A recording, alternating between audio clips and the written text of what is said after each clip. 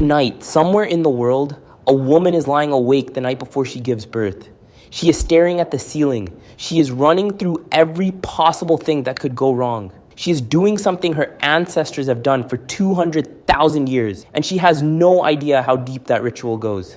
You think of childbirth as a medical event, a hospital, a team of professionals, bright lights and beeping machines, and a bag packed by the door. But for almost the entire stretch of human existence, the night before a child arrived looked nothing like that. It looked like fire. It looked like darkness. It looked like every person in the group pressing close together, doing the same things, saying the same words, because those things and those words were the only tools anyone had. What ancient humans did on the night before having a child is not just history. It is a mirror. And when you look into it, you see something that changes how you understand every birth that has ever happened, including your own. Start with the fear. Anthropologist Sarah Blaffer Hrdy spent decades studying the evolution of human motherhood. Her research made one thing unmistakably clear. Giving birth has always been the most dangerous moment in any human life, not just for the infant, for the mother. For most of human history, somewhere between 1 and 3 women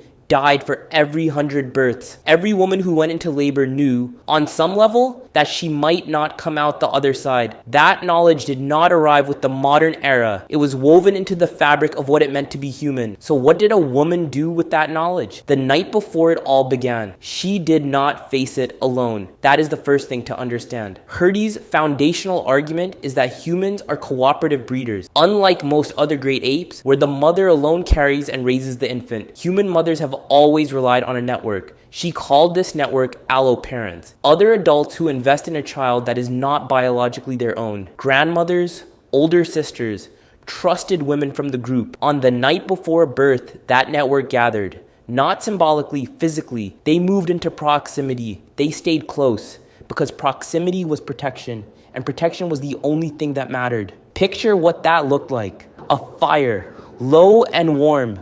A circle of women who had done this before pressed around the laboring woman. No one was alone, no one was quiet. There were voices and hands and the smell of smoke and bodies and the low sounds of a group that had decided, without any formal agreement, that this was the moment they showed up. Archaeologist April Nowell, who studies the social lives of early humans, has argued that the ritual surrounding birth represents some of the earliest evidence of complex communal behavior. The gathering, the preparation, the deliberate use of space and fire.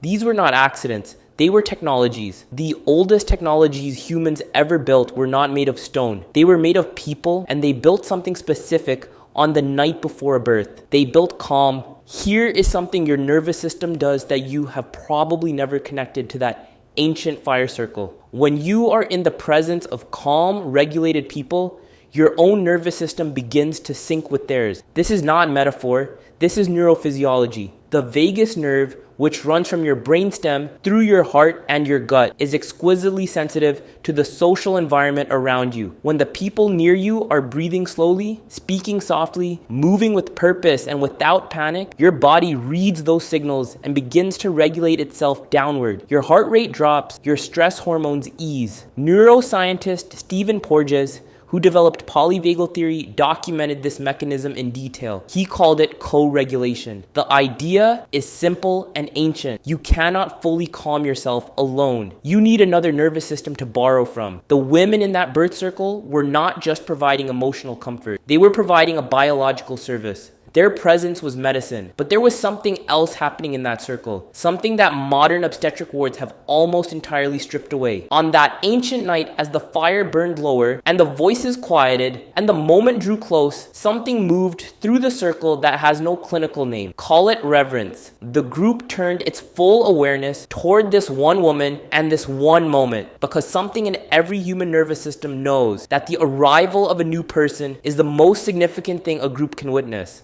Birth is the original event. It precedes every other gathering. It precedes language and culture and religion. It may in fact be where all of them began. You feel this. If you have ever been in a room when a baby was born, you know the feeling. The room changes.